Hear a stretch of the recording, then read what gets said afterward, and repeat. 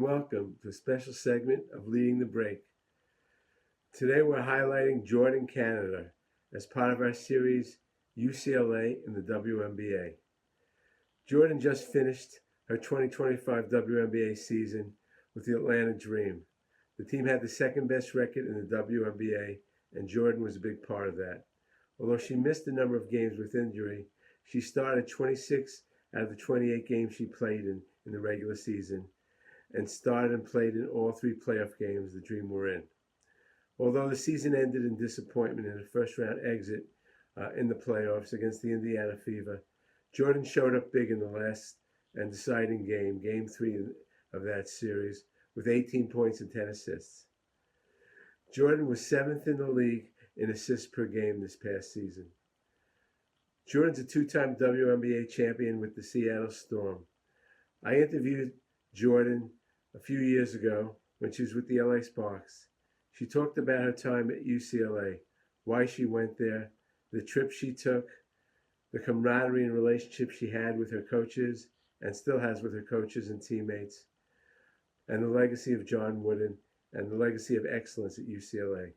She grew up as a USC fan, but when she was recruited, she became a UCLA for life.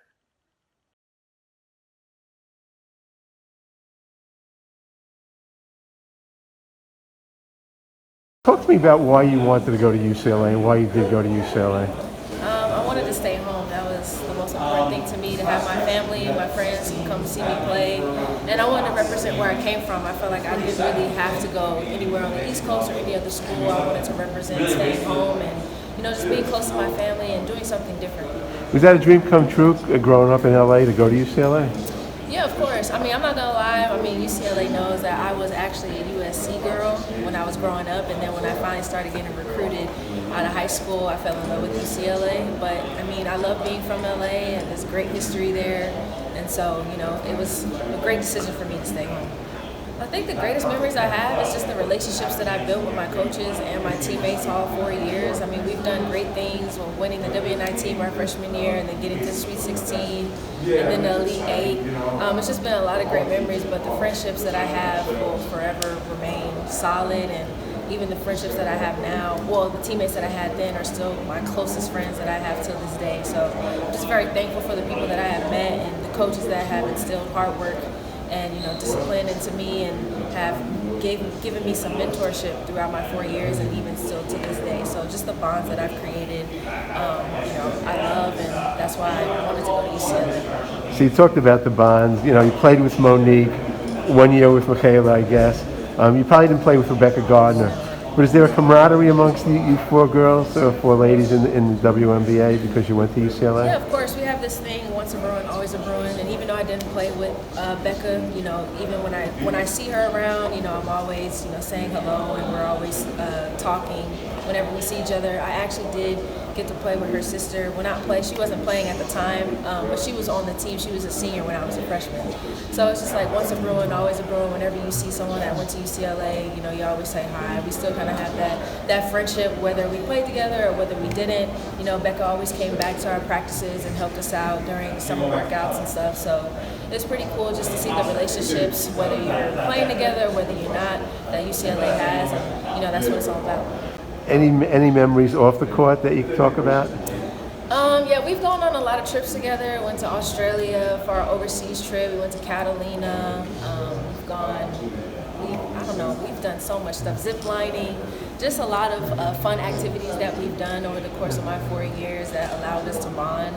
But that's probably one of my favorite memories, is just doing the fun activities and going to Catalina, Australia, getting to do things that you never thought you would be able to do. So it was kind of cool. 60s, when UCLA was the gold standard of men's basketball. Big time. UCLA was it.